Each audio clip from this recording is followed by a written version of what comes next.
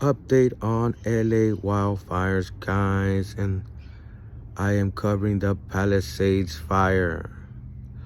This fire has been going on for days, guys, and has burned over 23,000 acres.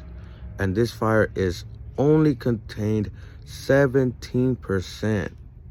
That's wild, guys. This fire is still raging, and confirmed deaths, 8 deaths confirmed, guys. Also, over 5,000 buildings and structures have burned down, causing millions and millions of dollars of damage. Now, the air quality we still have a air quality alert.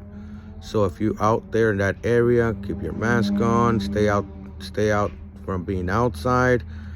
And another update on the Palisades wildfire.